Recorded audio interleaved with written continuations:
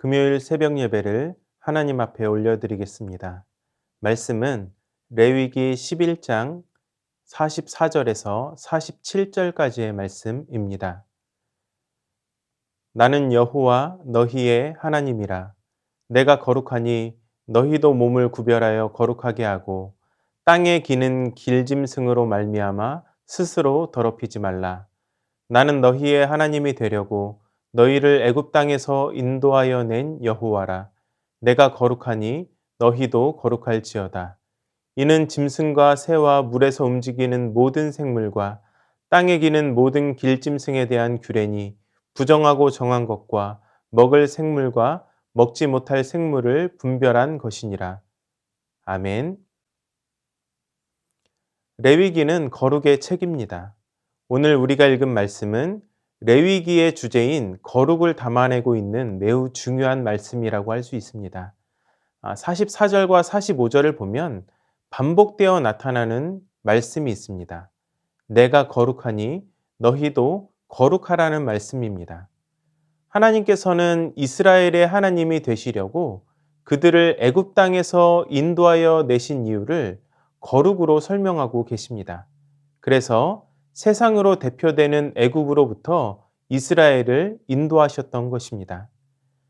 세상과 구별되어 하나님의 말씀에 순종하고 하나님의 성품을 닮은 자로 살아가는 것, 이것이 하나님께서 이스라엘을 택하신 이유입니다. 우리 신자의 삶 역시 마찬가지입니다.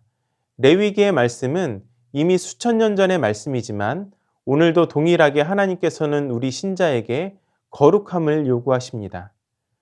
레위기 11장에 나타나는 정한 짐승과 부정한 짐승의 구분은 구별된 거룩한 하나님의 백성이 지켜야 할 규례입니다. 그런데 정한 짐승과 부정한 짐승은 어떤 기준을 따라 구분되었을까요? 성경 어디에도 그러한 이유를 명확하게 설명해 주고 있지 않기 때문에 역사적으로 이 레위기 11장은 많은 논란과 다양한 해석이 존재해 왔습니다. 부정한 것과 정한 것은 어떤 기준을 따라 구분되는가를 두고 말입니다. 대표적으로 4가지 주요 해석이 있어 왔습니다. 먼저는 자의적이라는 것입니다. 하나님께서 정한 짐승과 부정한 짐승의 구분을 아무런 이유 없이 자의적으로 하셨다는 것입니다. 이렇게 주장을 하면 모든 것이 참 쉽게 되지만 그렇게 하면 실제로 본문이 담아내고 있는 의미를 놓칠 수가 있으므로 주의를 해야 합니다. 두 번째는 제의적 해석입니다. 부정한 짐승으로 구분된 것은 이교도들의 예배에 사용된 짐승이라는 것입니다. 이는 매우 일부에만 적용되는 해석이므로 적절하지 않다고 할 수 있습니다. 세 번째는 위생적 해석입니다. 부정한 짐승으로 구분된 것은 위생적으로 좋지 않아 병을 일으킨다는 것이죠. 그러나 성경 어디에도 이러한 암시가 없고 또한 일부에만 적용되는 단편적인 해석일 뿐입니다. 네 번째는 상징적인 해석입니다. 정결한 짐승의 행태와 습관은 하나님의 백성이 어떻게 행동해야 하는지를 보여주고 부정한 것은 죄인을 상징한다는 것이죠. 그러나 이것 또한 일관성이 없고 변덕스러운 해석이라고 할 수 있습니다. 이러한 저마다의 해석은 강점들이 있기는 하지만 전체를 설명하기에는 부족한 점들이 많이 있습니다. 우리가 레위기의 주제인 거룩을 따라서 정한 것과 부정한 것의 구분을 보게 되면 본문 해석에 대한 아주 중요한 단어를 포착할 수 있게 됩니다. 그것은 바로 접촉입니다. 즉 세상과의 접촉이 있느냐 없느냐가 이 본문을 해석할 수 있는 열쇠라는 것입니다. 이것은 앞서 말씀드린 불완전한 해석과는 다르게 본문에 정확하게 부합하는 해석이 될 수 있습니다. 접촉을 기준으로 레위기 11장의 본문을 다시 한번 보면 불확실하던 것이 명확해집니다. 먼저 육지 짐승에 대한 규례는 2가지입니다. 굽이 있는 것과 새김질하는 것. 굽이 없이 발바닥으로 다니는 것은 부정합니다. 반면에 굽이 있는 짐승은 정결합니다. 그 이유는 발바닥으로 땅을 밟지 않기 때문입니다. 땅과의 접촉이 있느냐 없느냐의 문제라는 것이죠. 또한 물고기에 대한 규례는 비늘이 있느냐 없느냐로 정함과 부정함이 판단이 되었습니다. 육지 짐승이 사는 환경이 땅이라고 한다면 물고기들이 사는 환경은 물입니다. 비늘은 물과의 직접적인 접촉을 하느냐 하지 않느냐를 좌우하는 요소입니다. 비늘이 있는 고기는 마치 옷을 입은 것과 같습니다. 육지 짐승이 굽을 통해서 땅과 직접 접촉하지 않을 때 정한 동물로 구분되었듯이 물고기는 비늘이 있어 물과의 직접적인 접촉을 하지 않기 때문에 정한 것이 된다는 것입니다. 새에 대한 규례는 한 가지입니다. 새에 대한 것은 종류만 열거되어 있고 원리 자체가 직접 서술되어 있지는 않지만 부정한 새들의 공통점은 모두 시체에 내려앉는다는 것입니다. 즉, 부정과 직접 접촉하는 새들이 부정하다는 것이죠. 곤충에 대한 규례는 네 발로 땅에서 펄쩍펄쩍 뛰어오르는 것은 정하다입니다. 땅에 붙어 있는 곤충들은 부정합니다. 하지만 땅에서 뛰면서 땅과의 접촉을 피하는 곤충들은 정하다는 것이죠. 또한 기는 것은 모두 부정합니다. 기는 것은 땅과의 접촉을 가장 확실하게 하는 것이므로 기는 것은 모두 부정합니다. 이렇게 정결한 짐승과 부정한 짐승의 규례들을 통해서 하나님께서 자기 백성에게 가르치고자 한 것은 한 가지입니다. 너희는 세상과 구별된 존재들이다. 너희는 세상과 다르다. 그러므로 너희는 세상으로부터 스스로를 구별해야 한다. 이것을 가르쳐주고 있는 것입니다. 하나님은 우리로 하여금 세상의 부정한 것과 접촉하지 말 것을 이 규례를 통해서 명령하고 계신 것입니다. 그렇다면 우리가 세상의 부정한 것과 접촉하지 말아야 하는 이유는 무엇일까요? 바로 우리를 구원하신 하나님께서 거룩할 것을 요구하시기 때문입니다. 우리가 세상 가운데 살면서 세상과의 접촉을 피해야 하는 이유는 하나님께서 우리에게 거룩할 것을 요구하시기 때문입니다. 44절과 45절의 말씀을 보면 나는 여호와 너희의 하나님이라 내가 거룩하니 너희도 몸을 구별하여 거룩하게 하고 땅에 기는 길짐승으로 말미암아 스스로 더럽히지 말라. 나는 너희의 하나님이 되려고 너희를 애굽 땅에서 인도하여 낸 여호와라. 내가 거룩하니 너희도 거룩할지어다. 우리가 거룩해야 하는 이유는 우리의 주인이 되시고 구원하신 하나님께서 거룩하시기 때문입니다. 지금은 많이 개선되긴 했지만 다름과 틀림을 혼용해서 쓰는 경우가 예전에 참 많이 있었습니다. 난 내 생각과 달라 라고 하는 말을 난 내 생각과 틀려 라고 말하는 경우가 대표적이죠. 다름과 틀림은 어떤 차이가 있습니까? 다름은 이해와 관용의 문제로 이해할 수 있고 틀림은 옳고 그름의 문제로 이해할 수 있습니다. 주관적이냐 객관적이냐의 차이죠. 너와 나 사이의 관계를 설명할 때 적절한 것은 다름이지 틀림이 아닙니다. 의견은 다른 거지 틀린 것이 아니기 때문입니다. 나와 다른 생각을 한다고 해서 그 사람이 틀린 것은 아니라는 것이죠. 다만 나와 다를 뿐입니다. 동일한 문제를 거룩함에 적용해 볼 때 이것은 다름의 문제가 아니라 틀림의 문제입니다. 진리에 관한 문제는 다름의 문제가 아니라 옳고 그름의 문제라는 것입니다. 우리가 구원받은 자녀로서 거룩하게 살아가라고 하나님께서 명령하셨고 또 그렇게 살아가야 하는 의무가 있는데 이를 이행하지 못하는 것은 우리의 삶이 다름의 방향으로 나아가고 있는 것이 아니라 틀림의 방향으로 가고 있는 것입니다. 그래서 우리는 거룩함을 나타내지 못하고 유혹되어 죄를 지었을 때 다음부터는 잘해야지라고 다짐하지 않고 하나님 앞에서 우리의 죄를 회개합니다. 왜냐하면 우리가 틀렸기 때문입니다. 우리는 믿음의 선한 싸움을 해나가는 성도들입니다. 이를 다른 말로 하면 거룩함을 위한 싸움이라고 할 수 있습니다. 세상을 살아가다 보면 크고 작은 타협을 요구받습니다. 불의임에도 눈을 감아줘야 하는 상황이 생긴다던가 이익을 위해 누군가를 속여야 한다던가 하는 것들 말입니다.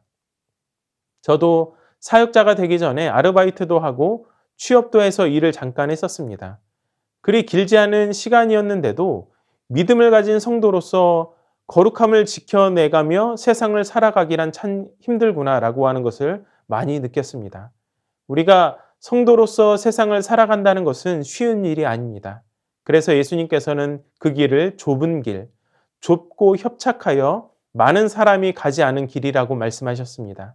하지만 하나님께서는 우리의 삶 가운데 세상의 가치와 기준과는 구별된 거룩함을 요구하십니다. 오늘 하루를 살아가며 세상이 아닌 거룩하신 하나님과 접촉하여 살아갈 수 있기를 바랍니다. 그래서 저와 여러분의 삶으로 살아계신 예수 그리스도를 나타내고 자랑하는 귀한 하나님의 자녀가 되어질 수 있기를 주님의 이름으로 축원합니다. 주신 말씀을 기억하면서 다 함께 한 목소리로 기도하도록 하겠습니다. 세상의 가치와 기준이 아닌 거룩하신 하나님과 접촉하여 살아가게 하여 주시옵소서. 세상과 타협하지 않고 좁은 믿음의 길을 담대하게 걸어갈 수 있는 용기를 허락하여 주시옵소서.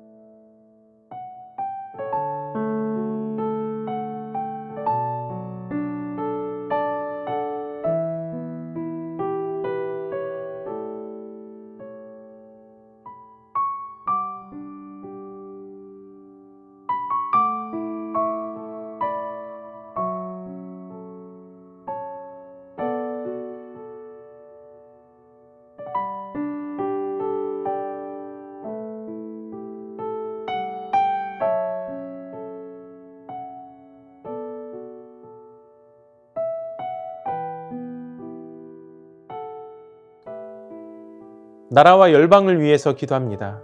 코로나의 확산을 멈춰주시고 속히 이것이 소멸되어서 경직되어 있는 경제와 산업이 정상화되게 하여 주시옵소서. 기아, 내전, 전쟁 등으로 고통받고 있는 나라들을 기억하시고 그 땅에 속히 하나님의 평화가 임하게 하여 주시옵소서.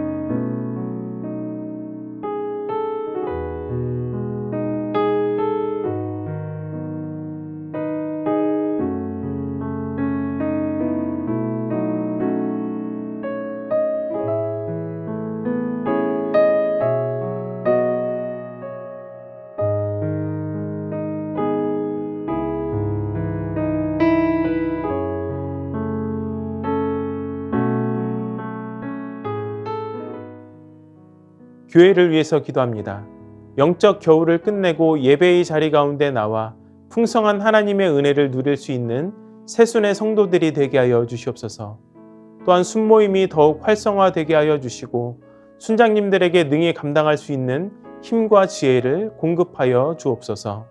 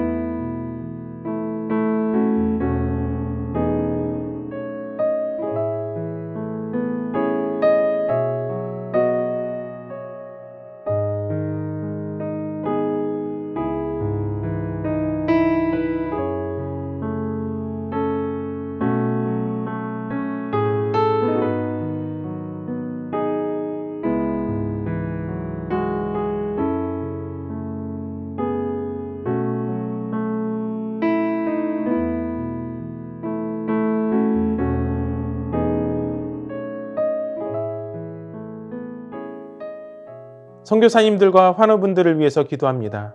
과테말라 도익찬 노행자 선교사님을 위해 기도합니다.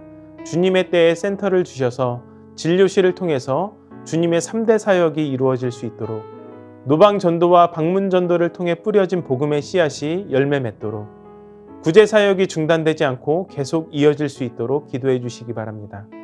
방글라데시 박수키 선교사님을 위해 기도합니다. 방글라데시 시드센터의 아이들이 예수님처럼 사람과 하나님께 사랑스럽게 성장하여 갈 수 있도록, 또한 시드센터 스태프들이 한마음으로 겸손하게 서로 섬기며 사역할 수 있도록 스리랑카에서 주님의 마음을 가지고 그 땅을 품게 하시고 재정착하는 데 하나님의 사람들을 만날 수 있도록 기도해 주시기 바랍니다. 환우들을 위해서 기도합니다. 추명우 성도님, 추승민 형제님, 김인혜 집사님, 최혁기 성도님, 이길태 집사님, 김평수 집사님, 김찬준 집사님, 김영자 권사님, 정순근 권사님, 김봉남 권사님, 김광순 집사님, 박문천 집사님, 정송혜 집사님, 어머님, 우리 이 시간 선교사님들과 환우분들을 위해서 기도하시고 개인 기도로 하나님 앞에 나아가도록 하겠습니다.